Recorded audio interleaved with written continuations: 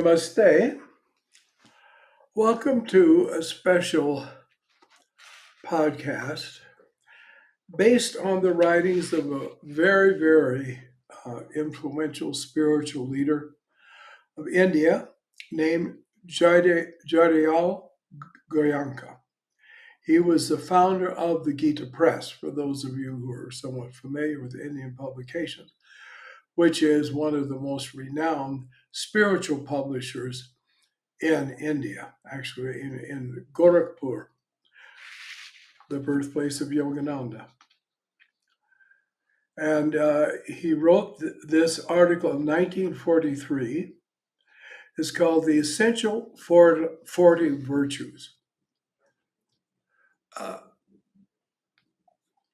English also can reveal things, and the word virtues comes from Latin virtus, which means power, strength. So-called goodness is not just a kind of moral rectitude, a positive thing, a quality to have, but is a power because it's a reflection of the divine self in which all powers are potential, that's positive. And therefore, all virtues assist in the movement of our consciousness toward the self, even if they may seem to be very external. And it's quite important, and I'm very happy that I came across this, which was just by chance, and I realized that this can be helpful. All right. The first is harmlessness. Now, unfortunately, only a few times did he give the Sanskrit word. But here he does say ahimsa. Hingsa means injury, to hurt, to cause pain. Of course, is opposite. It doesn't have it. It's absent. And he defines it then as refraining from injury to anyone through mind, speech, or action. First, he doesn't say refraining from displeasing someone,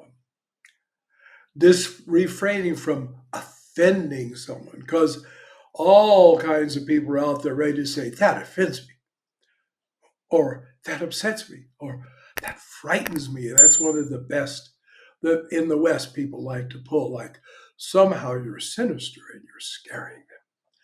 But anyway, it just means not doing harm.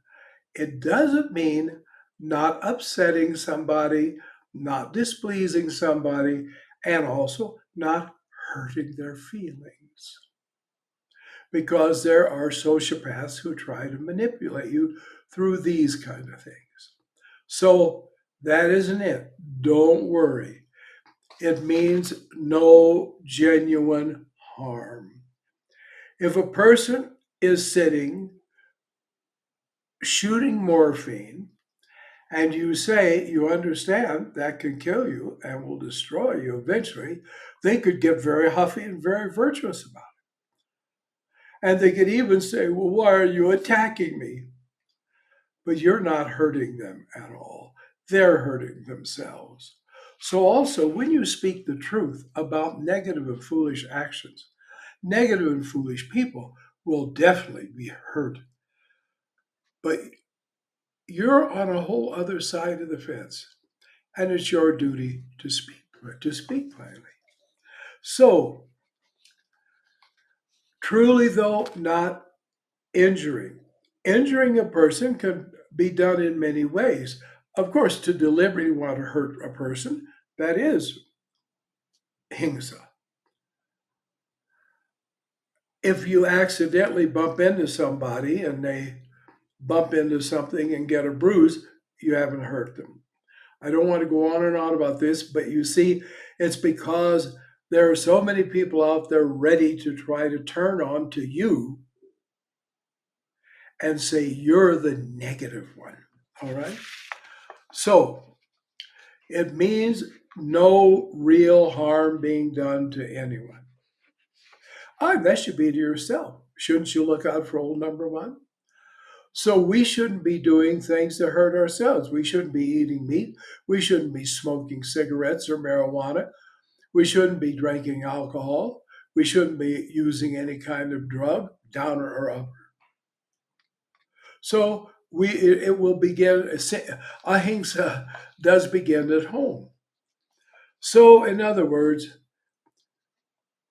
you are careful with your thoughts. You're careful with your words, and you're careful with your actions, that you do no harm in any way. Now, there are fragile people, genuinely fragile people,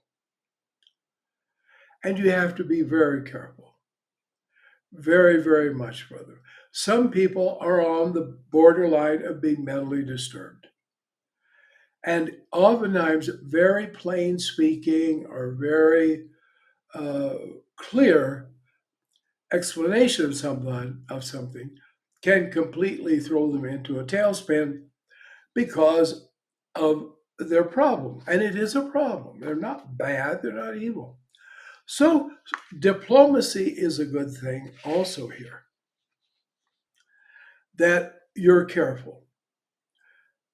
So as you see thoughts or things. You can be in a room with someone sitting there thinking, boy, they're terrible, they're awful. I wish they weren't here. I wish somehow they get up and leave and so on. That's not just all contained in your head. It's all out in your aura, which is vibrating energy. And those thoughts go out and it goes right to them and it enters into them. And if you're lucky, they're insensitive, so it doesn't bother them so. But you never know what subconscious influences can come in. So we like to say easily thoughts are things, but they are. Feelings are things, attitudes are things. Therefore, also we need to be careful, but only careful, not enslaved, and certainly not manipulated. All right. But I'm saying that the stage because all of these can be misused by ignorant people. And let's forget them from now on. All right. No true harm at all. And sometimes you do have to think, well, if they don't want to hear this or that, well, don't pester them. There are some people that are just utterly blunt. They walk through life stomping their way, and they say, well, I believe in being honest and truthful and so on. Yes, but they're also unthinking, uncaring clods. And that's not what you and I are supposed to be, either as yogis or as human beings. All right, that's it. Next one, truthfulness. Speaking the truth of something, seeing it clearly and speaking it clearly, and never deceiving a person, never misleading a person. And also through the speaking of truth, helping them as they make their way through life. Again, a lot of people use bluntness, and so we mistake truthfulness for that. But it means we do speak the truth of a thing. We don't say it doesn't matter when it does matter. We don't say it matters when it truly does not matter.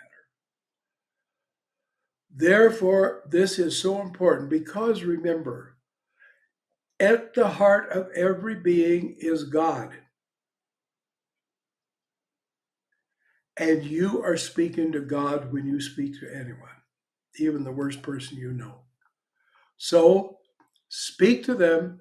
Since God is truth, then give back to them their virtue by speaking truthfully, honestly, openly, unless they're too weak, too spiritually sick to take it in.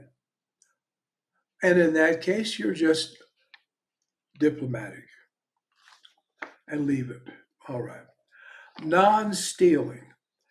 This means not taking anything that is not yours, which could mean taking credit that is not yours. It could be totally invisible, it could be virtually metaphysical. Never taking something, just saying, oh, I need it, I want it, and respecting the property of other people absolutely, as you would want your property to be respected. So it's non stealing, and it's also in the mind. You don't want to take it away. That doesn't mean you couldn't look at it and think, I wish I had that, or I wish I had something like that, but not in a way that would lead for you becoming a thief and taking it. Yet also it's good to know what I don't need or what I don't have because karmically I don't need it. Forget about it. Be indifferent to it. Just go on and be realistic. That is also part of truthfulness, is living in a realistic way. We'll say namaste there and take up the rest of the list next time.